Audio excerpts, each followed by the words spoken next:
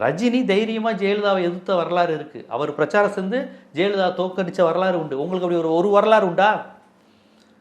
ஜெயலலிதாவை எதிர்த்து நின்றுருக்கீங்களா? கலைஞரை எதிர்த்து நின்றுருக்கீங்களா? பிஜேபி எதிர்த்து நின்றுருக்கீங்களா? ஏதாவது ஒரு கட்சியை எதிர்த்து நீங்கள் நின்றுருக்கீங்களா?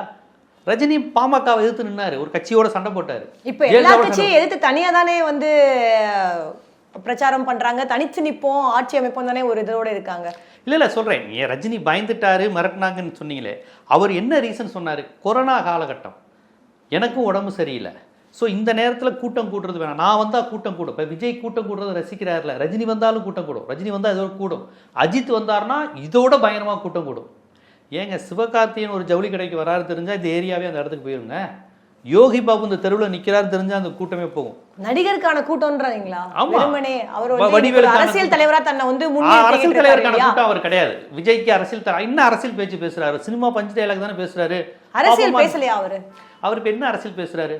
தூங்கி எந்திரிச்சா திமுக ஒரு தீய சக்தி, திமுக அழியணும், இதை தவிர்த்துட்டு ஏதாவது மக்கள் பிரச்சனை. இன்னைக்கு வேற இல்லைங்க, திருப்பரங்குன்றம் எஸ்ஐஆர் படிவத்தில் இன்னைக்கு பாஜக மாநிலங்களை அழிக்க பார்க்குது.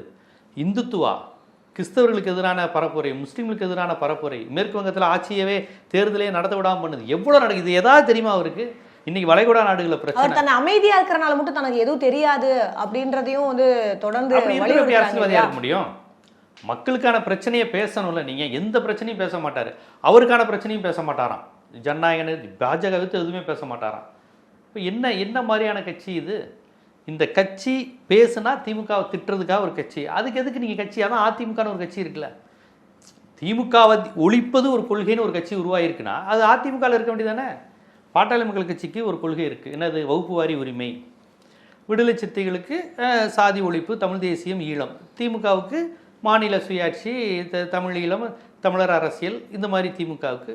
அதிமுகவுக்கும் திமுக கொள்கை தான். ஒவ்வொரு கட்சிக்கு என்ன கொள்கை?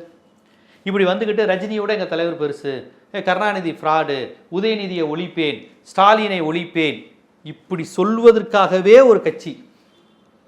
புரியுது? கொள்கைன்னு ஒன்று கிடையாதுங்க. திராவிடமா, இந்துத்துவமா, மாநில சுயாட்சியா, என்ன அவருக்கு எதுவுமே தெரியாது. சும்மா கீ கொடுத்த பொம்மை மாதிரி திமுக ஒரு தீய சக்தி, ஸ்டாலின் ஒன்றுமே பண்ணலை, அவ்வளோதான், பெண்களுக்கு இது இல்லை, பாதுகாப்பு இல்லை, இப்படி எதையா ஒன்று சொல்லிட்டு இருப்பாங்க.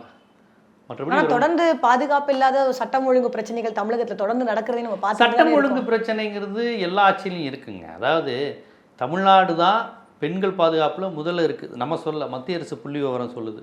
தமிழ்நாட்டில் தான் சாதி மறுப்பு திருமணங்கள் அதிகம். தமிழ்நாட்டில் தான் தலித்துகள் உயரிய அதிகார மிக்க இடங்களில் தலித்துகள் தமிழ்நாட்டில் தான் இருக்கிறாங்க. டிஜிபி, போலீஸ், நீதிபதி எல்லாம்.